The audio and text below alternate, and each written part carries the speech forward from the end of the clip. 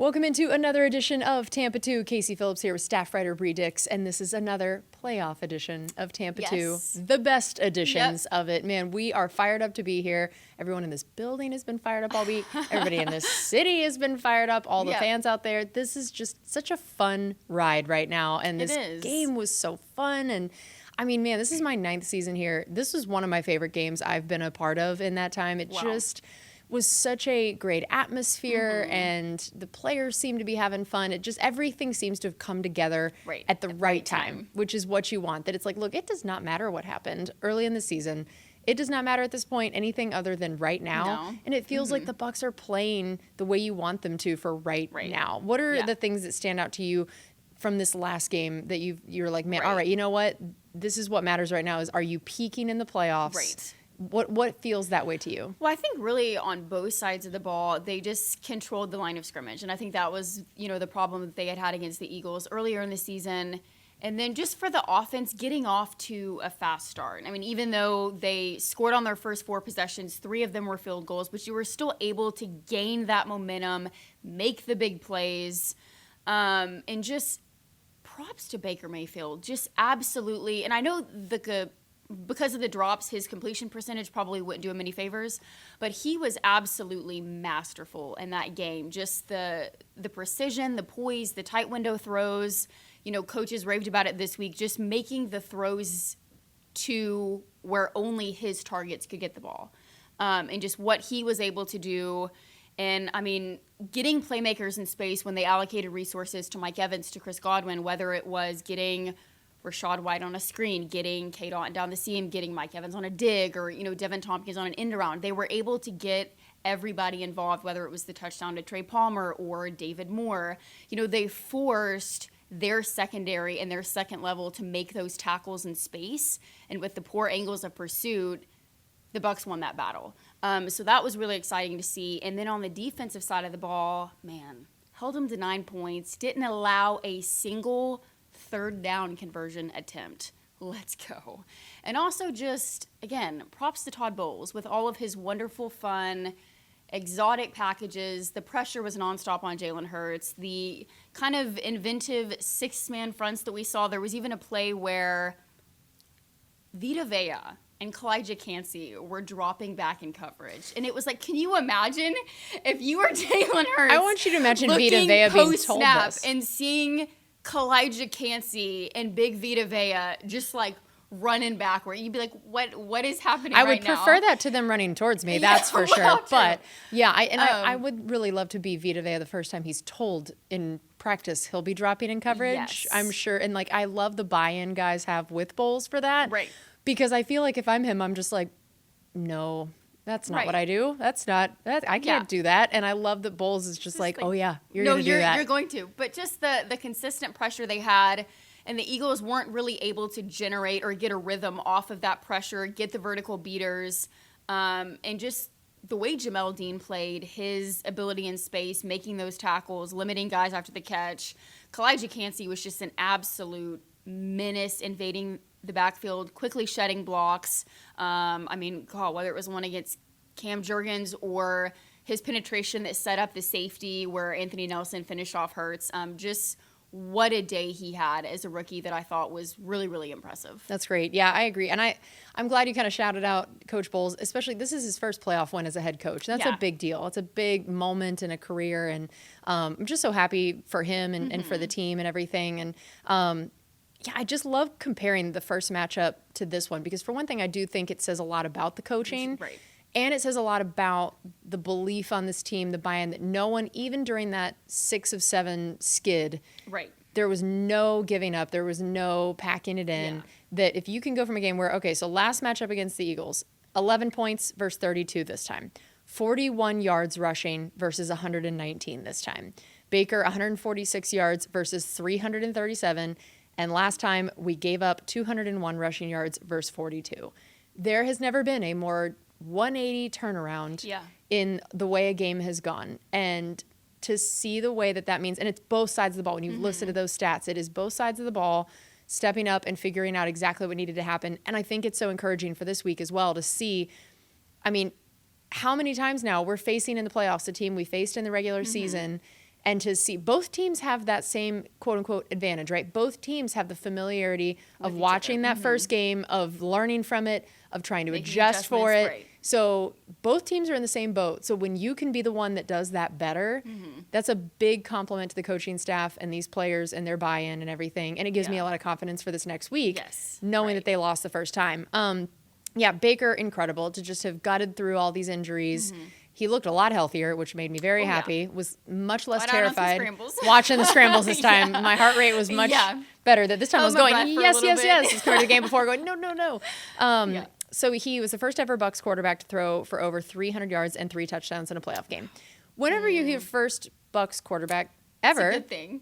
That's pretty great. Right. It means it's something even Brady didn't do. So I really enjoy that for him. And I think my favorite thing about the offense this game was you had 5 different guys with over 20-yard catches. So, you got your chunk plays, some of your deep balls, and then all of the yak. Man, that was a huge part of it. It's not like all these, you see 50-something yard reception. That doesn't mean Baker threw it 50 yards in the air. That some of these were just some little slants, some short passes and guys that turned into that. Mm-hmm. And how great for Baker, because all last week going into the game, he was saying, I need to just take what's given to me. I need to be okay with the short stuff. And, man, how reassuring for Baker to see, man, I just took what was given to me, and look what my guys did. Look what my guys did with it. And then the fact that those guys were not just Mike and Chris. That if you're told, all right, Baker's got over 300 yards and 3 passing touchdowns, and you got all these chunk plays, you're probably imagining the stat line looks like Mike Evans, 110 yards on, whatever catches, and Chris Godwin, 80-something yards, whatever. And, man, it was not just that. You had K. Dotton having a heck of a game, Trey Palmer, David Moore. If you're going into the playoffs this way, it is so reassuring for an offense to know that, you want to stop Mike Evans? Cool. Great. Well, we have all these other people. Yeah. You want to stop both Mike and Chris? Okay, great. We have these other people. To not even just be Rashad, because earlier that was what it was. Right. If you stopped Mike and Chris, it had to be Rashad. It had to be him. And now I just love seeing all these other guys emerge, because that's what we talked about with the Lions. That's going to be so tough, is how many weapons they have. Well, guess what? It can be the same way on this side. So, Cade, a new career high in catches and yards. 8 catches are a franchise record for catches by a tight end in the playoffs. For him. I Again, love it. when you mention tight ends in the playoffs, that includes Gronk. I love that now we've got these guys on the team that are some of the more unsung heroes that are getting stats that Brady didn't have, Gronk didn't have. I think that's really great. It builds confidence for them, young guys going into the divisional round. And shout out to K. Dotton. You have a couple drops early in the game. And it did not get in his head. He bounced back, had incredible in-traffic, tough catches. I loved what that said about a still very young player. Right. That he did not let that get in his head, even on the big stage, Monday Night Football, in the playoffs, that a lot of guys would have gotten rattled by that. Memory. Yeah. So I thought that was great. And, the defense, it's incredible. You talked about the 9 points allowed, tied for the second fewest points allowed in a postseason game in team history. It's such a great stat. And then second fewest rushing yards allowed at a playoff game in franchise history. And then not only did they hold him to 0 of 9 on third down, they held him to 0 of 2 on fourth down. Yeah. So it's not some of those times that you say didn't allow a third down. Well, sometimes teams go for it on fourth and then they get it. There was nothing. And against, again, of all teams, like that stat, I don't care who it's against, is incredible.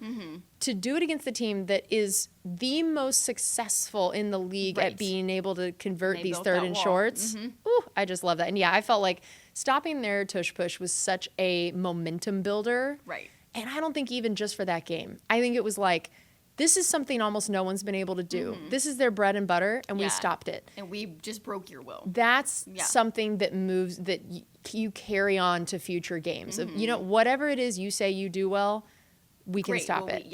I think that was a really cool thing. And I loved watching all the unique defensive rotations, because, again, I love how Coach Bowles will just say, like, okay, we're going to stop this. Or, we're going to do this. He is not about just, this is how we've done it all year. He will adjust for a game situation and suddenly be like, here's a 6-man front for you that we basically never do. We're going to have 4 down linemen and 2 outside linebackers. And, we're going to have Zion McCollum play safety and nickel and corner and everything else. And I think that now, especially if I'm the Lions and I'm looking at all this, that's a lot to prepare for. Right. Well, you don't know where the blitz is coming from. Yep. It's all these different people could be doing it. And how do you... Then you only have a week, right? Like, I'm sure some of their scouts or people started looking ahead a little bit, even though teams always say we go week by week. But there's only so much time in practice and in meetings to prepare for so many scenarios. Right. And the more you show that you have, the more they're kind of spinning around trying to figure all this out. So I thought that was really great. All right, let's talk about the injury report. What stands out to you? Yes, so positive Yaya Diaby and Chris Godwin upgraded to limited participation on Thursday. And granted, we're filming this Friday morning. But I think probably the thing to watch is outside linebacker Shaquille Barrett has not practiced this week with the ankle injury. So he will definitely be someone to watch. And then same thing with Chase Edmonds with the toe injury, who's kind of that change of pace for Rashad White. But positive for Baker Mayfield has been a full participant all week. So no limitations there, which is, of course, encouraging to see heading into. He was also a full participant at the Lightning game I saw and got just such a warm reception from everybody when they announced he was there. I just loved it. He's becoming Tampa. He's just a Tampa guy, Baker, you know? Yeah. Tampa Baker. I love it. Everybody loves him, as they should. He's amazing. All right, so let's get into our one-on-ones against the Lions. Okay.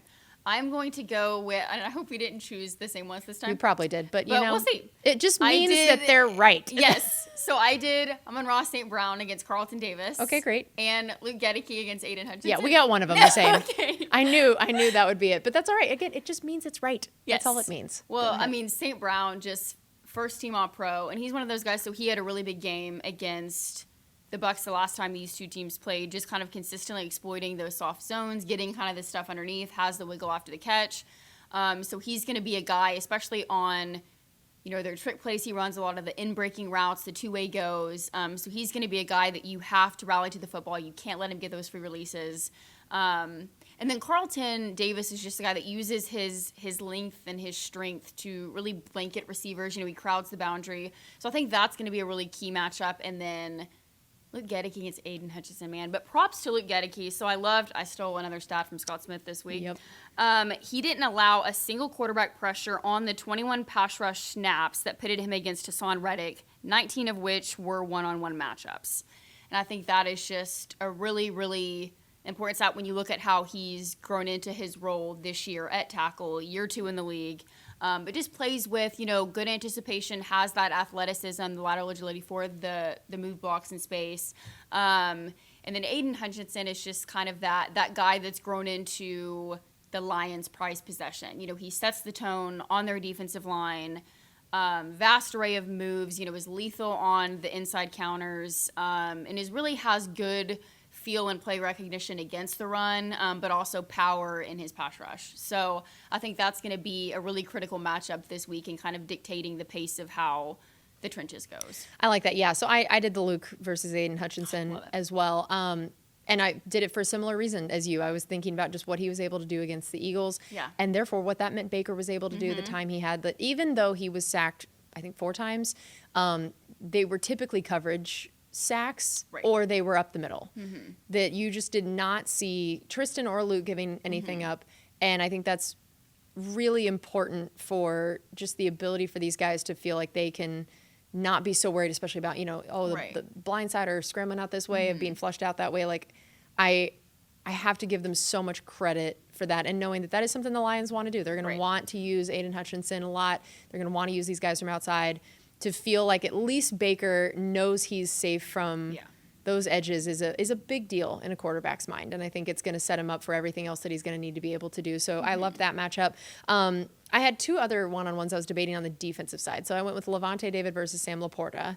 And then I also just talked about Antoine Winfield Jr. versus Jared Goff. It's funny to think of a safety. Everyone really. But it's funny to think of it as a safety versus a quarterback as a one-on-one. But I still felt like, as we discussed the idea of how many weapons they have, and that Jared Goff has been a bit of a buck killer in some recent years. I remember even when the Bucs went into L.A. and won, he still had something like, and I should have looked up this stat before the show, I'm now realizing this, something like 400 to 500 passing yards. It was like a wild. Yeah. So even though we came out with a win, Jared Goff had himself a day. Yeah. So he's had some crazy games against us, and I feel like this is where, with all those weapons, all those things, Antoine is going to be involved in more of the ways to stop him than anyone else. So I liked your Amon-Ra St. Brown because that is an incredible matchup, but I felt like Antoine is going to be asked to do so many things. And then, I feel like Sam Laporta's had just an incredible year as a rookie tight end. And I will always put my money on Levante David against a tight end. It's just, he is one of the few linebackers that can be big enough to take him on, quick enough in coverage, has everything. And again, just playing at such an incredible level. So those were kind of my one-on-ones. How about your position groups? So along those kind of same lines, so for position group, I did kind of a little bit of what you had talked about earlier. I did tight end and then I did our linebackers. So tight end, I think Kate Otten can kind of be an X factor in this game. Again, when teams kind of are forced to allocate resources to Mike Evans, to Chris Godwin, that creates some stuff for Kate Otten down the seam. And really just the game he had against Philly, the tough contested catches, boxing out defenders.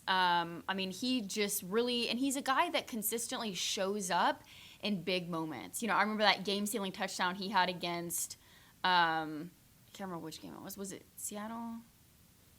Yes. I think, perhaps. Yeah, Seattle, maybe? Yeah. Are you talking about?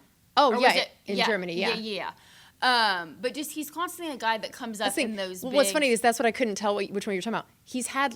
I know, he's like had 3. so many. So that's why I was like, well, which one are you talking about? But he constantly, just in the big moments like that, he is the guy that's that bigger target for the quarterback that they can rely on, whether it was Tom Brady, Baker Mayfield. So I feel like this could, again, be a really, really big game for him. And then just linebackers, even irregardless of, Monroe St. Brown, the things that he's able to do, Sam Laporta, but also just you have David Montgomery, you have Jamar Gibbs, you have kind of that two-headed monster that they have at running back. And Montgomery's a guy that's really... He's kind of that battering ram, plays with power, is able to get through traffic. And then Jamar Gibbs is kind of that guy that has that slash style to make the lateral cuts, to quickly bounce stuff outside, the wiggle in the open field. So I think both of those guys, again, this second level is going to be critical in shutting that stuff down, forcing the Lions to be one-dimensional. And, the Bucs defense, the run defense is their calling card. That's what they did against Philly. They held them to a season low. I think it was like 42 rushing yards. And that's something that they take a lot of pride in, and that's something that I think is going to be really big this week as well, just with all of the weapons that the Lions do have, being able to say, okay, well, we're going to shut this down, and then that kind of helps them, creates options for the guys that are left out there that they're able to contain. Okay. So for me, position, I chose our offensive line largely because of the noise that I saw. I think Baker said something about how he'd called some of his former Rams teammates and asked them about the atmosphere last week, and they said that it was the loudest thing they've ever experienced. And I think I saw that it was the 4th loudest game in NFL history based on decibel readings, something crazy like that. Well, in the press box, apparently it's open air. Oh, nice. So you'll be able to hear the entire stadium. So when you have that kind of noise, that kind of atmosphere, and just kind of the pressure of the playoffs, the intensity of the moment, can you stay disciplined? Right. Can you still be fired up, but restrained enough that you're not jumping, your communication is solid, your chemistry is solid? That's a tall order. And then, of course, again, as we talked about, trying to take on all the different ways they can attack you, and knowing that they have some good pressure, some guys that can get in there, and knowing how important it's going to be to give Baker some time, give Rashad some lanes, it's a tall order normally. Then you factor in all of the noise. Now, I will say I'm very happy that this is at the end of the season where this offensive line has played together a whole lot. Right. We are no longer talking about them the way we did at the beginning of the year of, oh, look, there's all these new guys and new spots, and how's their chemistry going to be? Like, no, they've been, between the Matt Filer, Aaron Stinney change, that's it. Like, they have, since that time, which was quite a while ago now, they have played together this whole time. They've been incredible, and I think that this is going to be a game where they have a chance to show what they have built this year, and can they handle all of that noise. And then on the other side of the ball, I picked our corners and our DBs overall, that seeing the way that I didn't even not want to differentiate necessarily between corners and safeties because of the way that Coach Bowles has used them this last week. I'll be interested to see if it's the same way where Zion's asked to play everywhere, and how do these guys handle being in all these different positions, all the different weapons that they have? Can you eliminate at least a few of them that, okay, maybe we make this one guy beat us, or, that watching the discipline of a team that has so many offensive weapons you're going against, can all of your corners, safeties, that no matter who's in at what spot, how he rotates them, can they stay also disciplined, not give up the big chunk plays, only give up the little things, tackle well, all of that. So, yeah, that was my other one. How about for you, keys to the game? Defensively, I'm going to say get Jared Goff off his spot and rattle him in the pocket. Hasn't really done as well against pressure. His numbers drop substantially, and you look at what the Bucs were able to do against Philadelphia, against Jalen Hurts. They blitzed him and pressured him a staggering 60% of the time in that game. So if you're able to dial up that production against a guy like Goff, get in his face, make him throw things quicker, make him kind of mess up the reads, the progressions, not have enough time. I think that's going to go a long way. And also just being able to limit guys after the catch, not quickly getting to the ball, not allowing the free releases, and letting them kind of do the dink and duck stuff underneath, because that can turn into big explosive plays. I mean, we see what the Bucs were able to do against Philadelphia. So kind of on the same token there. And then just offensively, you mentioned the noise. Just being able to start fast. You're going to have to do the silent counts, which how loud it's going to be in there. But just getting the communication going and being able to dictate the game in the way that you want it to go, and you're not having to dial up a pass-heavy script because you're playing from behind, but being able to get kind of the both aspects of the offense going with the run and pass to marry the two together, I think is going to be critical against this Lions team. Yep, I agree. I think for me it's going to be a lot about the adjustments made from the last game. Yeah. That, as we talked about, this is the 8th straight playoff game for the Buccaneers that is a regular season rematch. That is absurd. And there's only one time that both games have resulted in a loss. It was against the Rams. Otherwise, it shows how hard it is to beat a team twice. Yeah. That if the Bucs lost in the regular season, they ended up winning in the postseason, or vice versa. That out of all 8, there was only one that turned into a both times were a loss. That gives me a lot of hope. Yeah. It gives me a lot of confidence in this coaching staff to make those adjustments. But how well do you adjust from that first matchup? And then just a faster start. I think we've been saying that all year. Still, that first opening drive touchdown is just the most elusive little thing.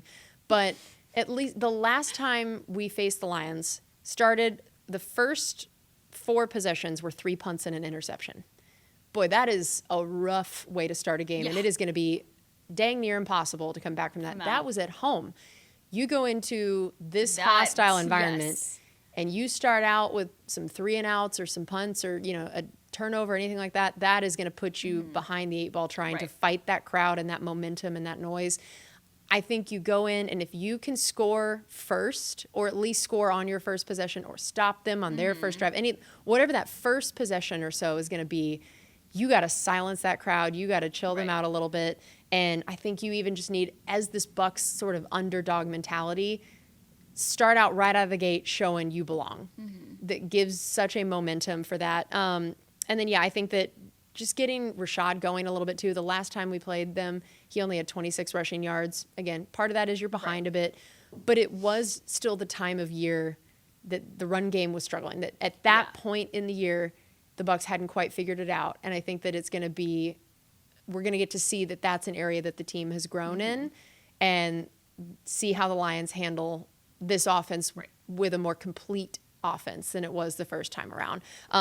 Which does kind of go into our quote of the week. That the one I chose was from Coach Canales.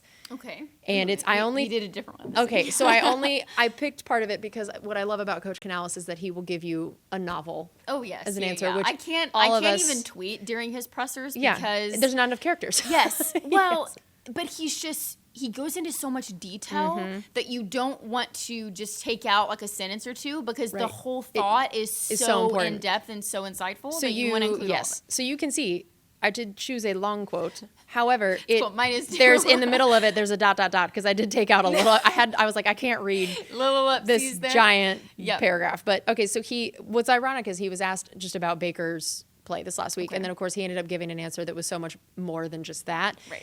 I felt like it was so applicable for this game and where we're at in the season. He kind of ended up waxing poetic about just like where this team has come at this point, and like looking back at the things that they were saying to the team early on in the season and feeling like it's come to fruition now, which I loved. So he was talking about last week's game. He said, last week felt like a celebration of a bunch of guys who've been through some hard days together. I woke up feeling that way on Monday. It wasn't like I woke up feeling like, hey, we're going to win this one. I didn't have that thought in my mind. It was just that I woke up thinking, how cool is this? We get to celebrate this moment together at home with our fans, winning the division, so you get a home game. It was really special. The feeling was special with the guys. As we had some early success, I saw us play faster and tougher and more physical. And then the balance of the runs and the play actions, it was beautiful. It was another one of those moments that we talked about early on. The second half, knowing that we can run the ball if we have to, if they're going to make it hard on us in other ways. It was just a celebration of all those things coming together again. I loved that. It was like he basically said last week was just a celebration of all the hard work this year. And watching all these things they've been working on all year come together. And that you remember you and I talked about this early on in one of our early podcasts about Coach Canal saying we're not going to give up the long-term plan for the short-term success. Yes. And he was right.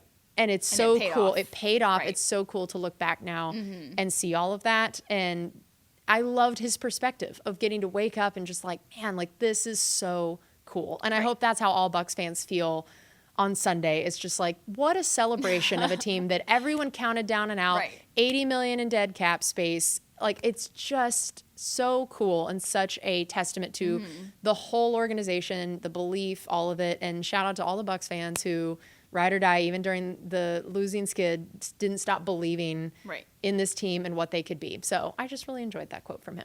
I went with one from Casey Rogers on Todd Bowles. And I just loved it. It was about kind of how he balances being the defensive play caller, being the head coach. But he said he's an early bird. He's in at like 3:30 and he starts watching all of the tape. Then we start putting it together like this. And it's kind of a staple for us that we want to stop the run. The team last week, you want to definitely make them one-dimensional, and it worked to our favor. Really, it's very unique because of the way he sees it and the way he wants to approach it. We have a situation where you have to manage our personnel too. We need to stop this, but we have to protect this or give up something. You're robbing Peter to pay Paul. It's a juggling act. We kind of want to stay true to our principles. First, let's take care of this, and then we'll figure out the rest. And I just loved that. And I know that and again, just seeing everything come to fruition against Philly last week.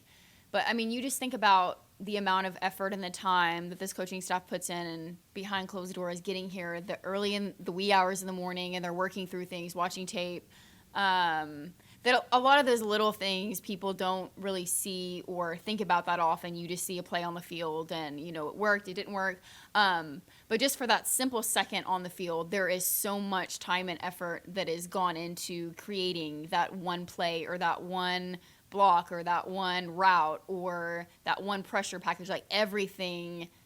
There's so much diligence that goes into that. And so I just loved that quote because I think that kind of is a testament and really encompasses and summarizes that. Yeah, that's great. All right, well, we're going to close with our human interest off the field piece as we always do, so everybody can get to know our players a little bit better. I've been keeping this one. It's been stashed in my pocket for the perfect time. And this game was just the perfect time. I couldn't believe it. It was lovely. So Zion McCollum. Okay. On my Bucs Total Access show earlier this season, we were talking about him being a twin. Yes. Right? And that they're identical twins. Very similar. So he played against his brother this week against the Eagles, and he just talked about what a dream come true that was, that they'd always talked about that, of being in the NFL together, on the field together. I mean, I'm sure they would prefer it to be on the same team. But even if it's on opposite teams, on the field together, and how exciting that is. So not only was it perfect that he played against his twin, but he suddenly played, like we talked about, he's in at safety, he's in at corner, he's doing these different things. So originally, he wanted to play safety, and his brother wanted to play corner. That was their plan. High school, they go to practice the first day.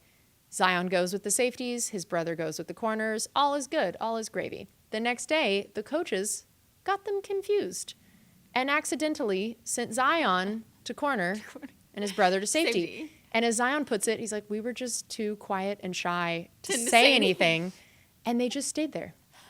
They are now in the NFL at positions they didn't plan on playing simply because a coach got them confused. And so I loved that at least Zion got to play a little safety in the NFL for a moment, because that was his original plan. And I absolutely great. really enjoyed that. So shout out to that high school coach for getting them confused Yes. and sending them off a little trajectory into the NFL. Yep. All right, that's going to do it for us on this edition of Tampa 2. We hope you enjoy the playoff game, and we'll see you next time.